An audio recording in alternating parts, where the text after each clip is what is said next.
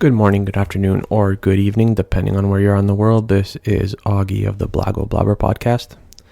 I'd like to welcome everyone back to yet another segment.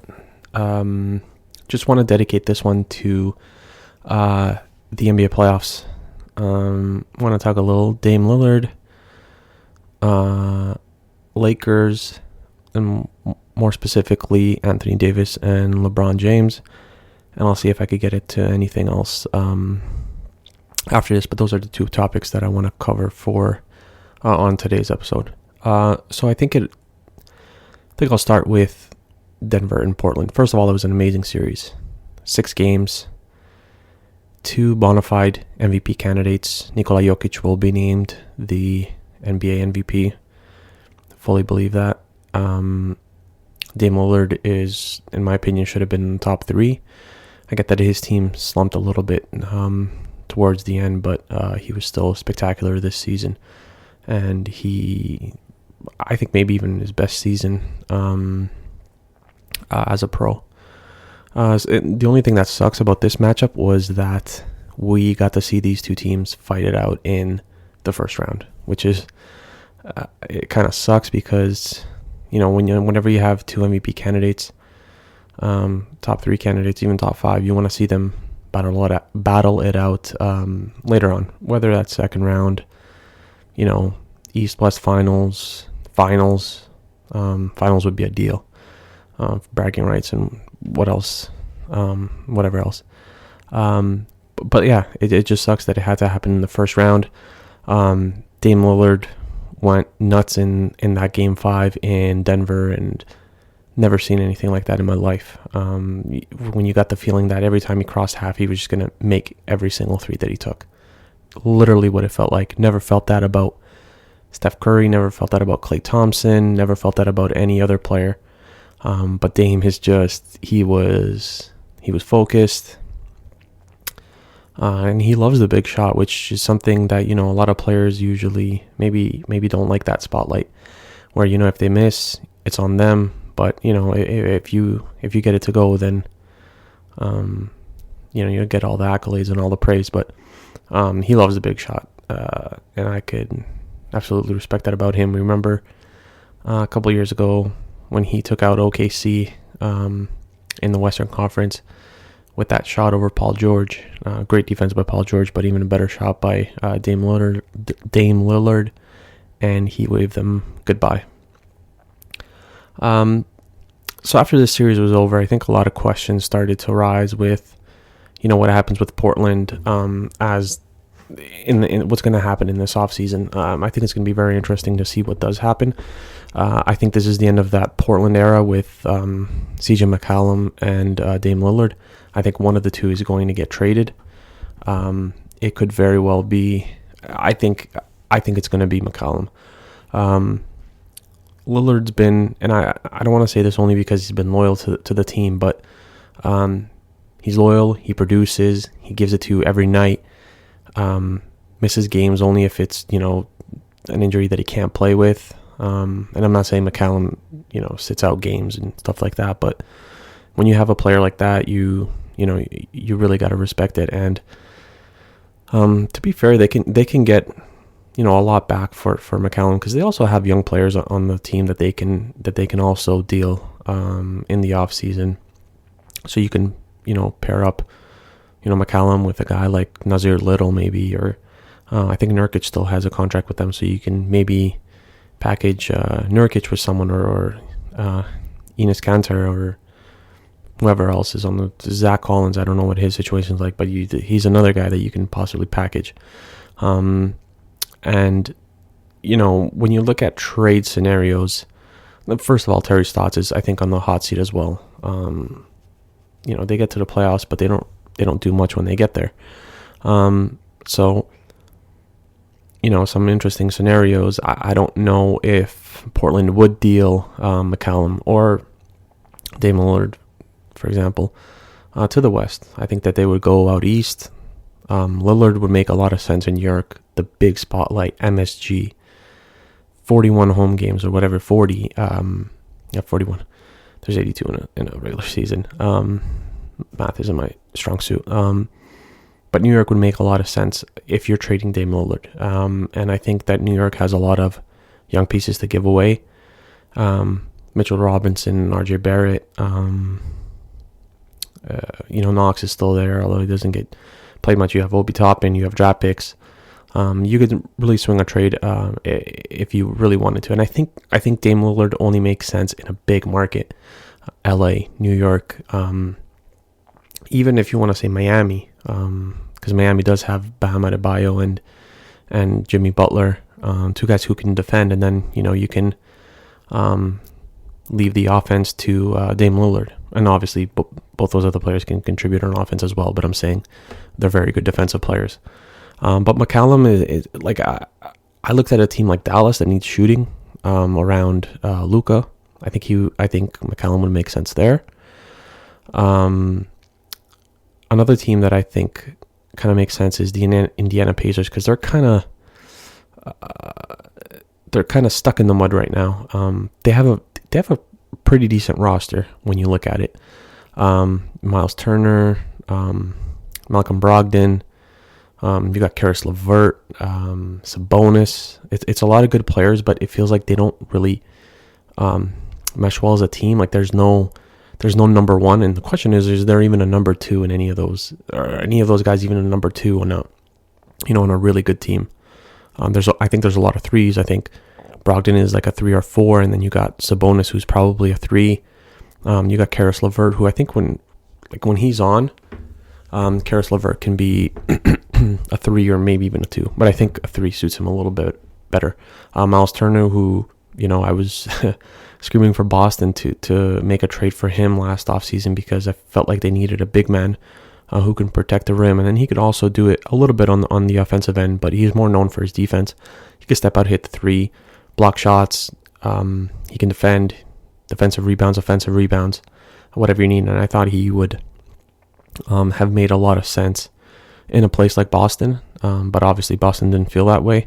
And it's going to be interesting to see in what direction Boston goes in now. CJ McCallum in Indiana, I think for a guy like Malcolm Brogdon, and maybe you add in to make salaries match, Brogdon, and then maybe another player like Jeremy Lamb or McDermott, who actually had a pretty good season this year, hitting the 3, which is what he's known for. But even if you do that trade, you kind of wonder in terms of, and Brogdon is, I should mention, is a really good defensive player, and he can get it done on the offensive end as well. So he'd be a really good player to have in the backcourt there with Dame Lillard. They can both be primary ball handlers. They could be secondary ball handlers. So that's not an issue with either of the two guys. And I think actually that Malcolm Brogdon might even, be the guy who's the primary ball handler for most of the time. But you still begs the question. I feel that you still have to have a 3-and-D guy at that small forward position who can defend, at least be a respectable defender and a respectable 3-point shooter. Now that could be Covington. I know he's getting a little bit older as well. He's still, I think, 28, 29, so he still has a number of years left. But can he be that guy who carries the load and gives you 15? I don't think he can.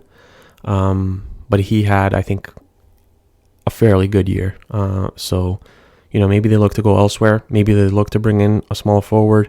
Dare I say the Clippers depends what happens with Paul George and Kawhi Leonard. But, if one of those guys goes to Portland, would be pretty interesting, especially because Paul George, him and Dame Lillard got into it a couple of years ago. So I don't know if that would make much sense. But Kawhi would be interesting in Portland, to say the least. I don't see that happening, but it was just... it would be a very interesting signing or sign and trade or what might have you. But yeah, I think a lot of questions for Portland going forward this season or in the off season. Norman Powell believe he has a player option, which he's probably going to decline. I believe it's a player option. I know he's a free agent or whatever, but we'll see what happens with him. He's probably going to get more money this off season. And it just felt like Portland was good, but just when it counted most, they just couldn't get it done. Dame could, but the supporting cast just was not there. And, he's going to need some better players around him. And McCallum and Lillard were a very good backcourt for a fairly long time. Something you don't usually see in the NBA. I mean, when I think of the best backcourts in the NBA, I think of Steph Curry and Klay Thompson, and I think of Dame Lillard and CJ McCallum, just for their abilities to make the shots. And if you look at the Golden State backcourt, Klay Thompson can defend. Steph Curry has become a respectable defender in the last 2 or 3 seasons. So it's that's what I mean. One of the two guys in the backcourt has to be at least a good to a great defender. Otherwise, sometimes it just doesn't. It's not going to work. You just need a little bit more from the guys back there. Okay, second topic: the Lakers bow out in the first round. AD injuries, LeBron, Frank Vogel. Will be interesting to see what happens with Frank Vogel. Whenever you start a game and you're down by 20 after the first quarter, it's not a good look. And at one point it was 29. That's a lot. You're asking to overcome a lot. Devin Booker had it going early. There's 33 after the first half. He finished with 47, so they did slow him down, obviously, a little bit. But once a guy like that gets it going, the only thing you can do is kind of pray that he doesn't put up a 50 or 60 on you. And to be fair, as the game went on, Lakers got a lot better. For the first time in my career, I just saw LeBron get bodied a lot. I think of the play in the fourth quarter where Jay Crowder kind of tied him up and was a jump ball, and there was a play even earlier than that. I think it was maybe Cameron Payne or someone. Maybe it was Devin Booker, actually, that kind of stole the ball off him as well. And I think LeBron had a lot of unforced turnovers in the last 2 games, missing teammates, literally passing it into Phoenix players' hands, pretty much like as if they were teammates. There was a lot on his plate, but I mean, look, AD's out, your second best player. I don't even know why the heck they brought him out to start the game. The guy can barely walk. Didn't really make sense to me, but he gave it a go, and good for him. And you saw that he couldn't go, and I thought of when he was out, not that he injured it as badly as KD, but KD kind of ran through my mind because it looked like he was good. He was ready to go. I think he hit like his first 3 or 4 shots against Toronto. I was like, oh God, he's back, and now we're gonna lose the series. But unfortunately, KD got injured again. Misses a full season. Comes back and is the same old KD. So hopefully Anthony Davis comes back healthy.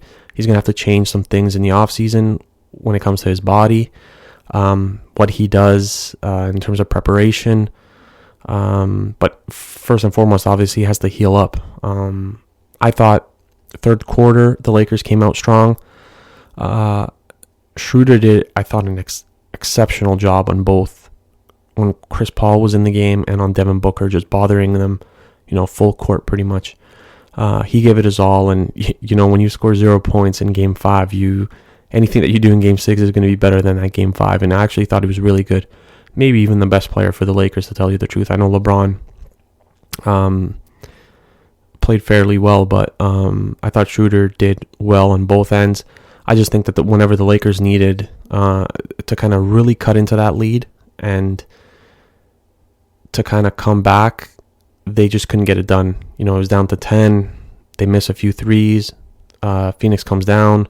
They score 2 baskets, and it's up to 14 again, and then 10 again, and 16, and then 11, and then 15, and the entire match, or the second half, felt like it was like that, or at least the fourth quarter.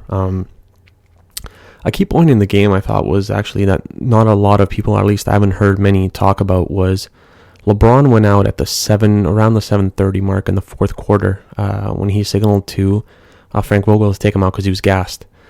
And I thought to myself, whoa, this is Phoenix's time now where they can build this lead to 20 plus and really finish the game. So it was, I believe it was 12 points when LeBron went out, and he came back around 5:30, and it was 15. So the Suns pretty much added 3 more points overall, and I think that kind of sealed it. After that, it was pretty much over. Lakers with a bunch of misses late. I thought that maybe LeBron should have sat at the end of the third and, into the fourth quarter maybe 2 or 3 minutes and come back at the 9-8 minute mark. And then you also have that timeout. I think it's at 7 minutes, so he would get another breather. And then at 7 minutes, he plays the last 7 minutes, and you give it your last hurrah, kind of. But it was always going to be hard without AD. He's just got to do a better job. I'm contemplating as well, like, what do you do with AD? Do you trade him? Because he's not a number one guy. I think when AD was brought in, it was to kind of learn from LeBron and to eventually take over LeBron in a year or two. Well, this is year 2. And he's shown that he is injury prone, as he was in New Orleans for all the years that he was there. It's just nagging injuries that causes him to miss, anywhere from 8 to 15 games a season. It's kind of like what I talk about. I don't know if I've talked about this on a podcast, but it's Kristaps Porzingis, same thing. It's just these nagging injuries that causes him to miss anywhere from 7 to 15 games a season, and that adds up like throughout a career. So in 3 seasons, if you miss 15 games, that's a lot of damn games. It's 45 games. It's more than half a season. So I don't know what happens with AD. I think the whole clutch situation kind of makes it interesting, actually, because him and LeBron obviously are both signed to clutch. So, if they trade him, does AD look at that as, clutch kind of stabbing him in the back or whatnot? But in terms of number one option, until he can prove that he can at least stay healthy, he can't be a number one option. And even then, I don't know if AD is number one option quality. He's great on both ends of the floor, but I feel like there's something missing in his game. Maybe it's the killer instinct. I know he had really good numbers in the bubble, but he also had games in the bubble where he put up 11 and 3. Like, you know what I mean? I remember there was a stretch of 3 games. I believe it was the finals against Miami. I could be wrong. Where in 3 games he had a combined something like 6 or 7 rebounds. He usually gets 6 or 7 rebounds in a quarter, let alone in a 3-4 game stretch. So that's something I think the Lakers are going to have to look at as well. They're going to have to make a decision this offseason. Do we stay with AD or do we trade him? Obviously, this is still very fresh that they just lost. So obviously, and like the whole Dame thing, you're going to hear a lot of rumors and teams line up to trade for these guys. But we'll see what happens. I don't think it's too far-fetched to say that AD does get traded. They gave up a lot to get him, and maybe trading him after the 2 seasons wouldn't be the right thing, because it would look like they're throwing in the towel and kind of saying this hasn't worked. But it kind of has, because they've won a title, and I've always said that the title has an asterisk next to it. That's just how I felt about last season. Bubble play, no home games. Players were off for 3.5-4 months. They had time to heal their injuries.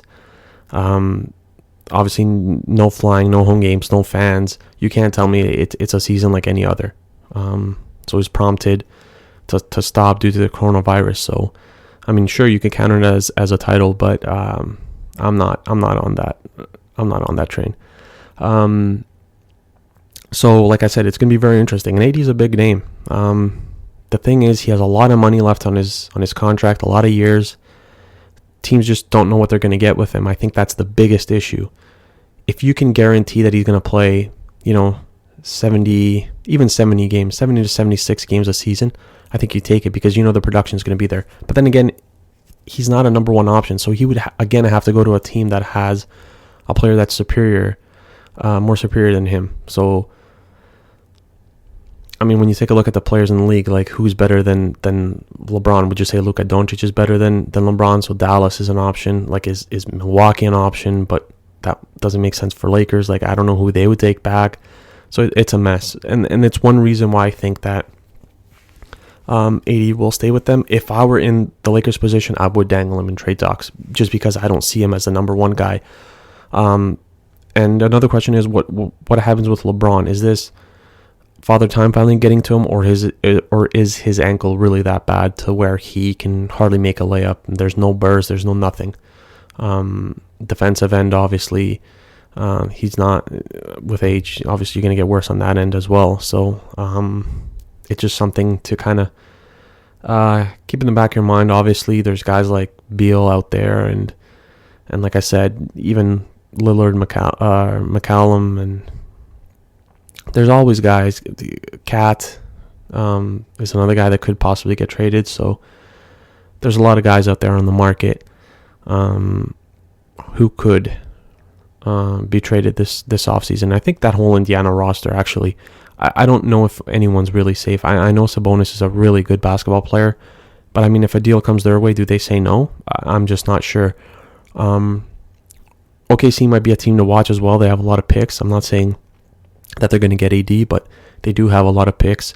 And at some point, I don't think they're going to use up all those picks. So, maybe they make a run for some of these superstar guys in the league, because they can put packages together. They have a lot of young guys, a lot of picks, kind of like what Boston had a few years back.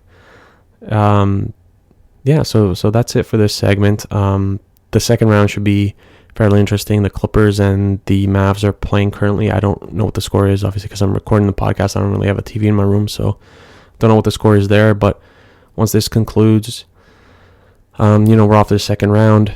Brooklyn's look good. Philly's pretty good, but depends on what happens with Embiid. Jokic has been outstanding. Luka's been really good. Phoenix has had a lot of good team performances. Utah's out there as well, maybe the most complete team in the league right now. So it's going to be an exciting playoffs. So I'll chime in again, hopefully next week. Have a good weekend, guys.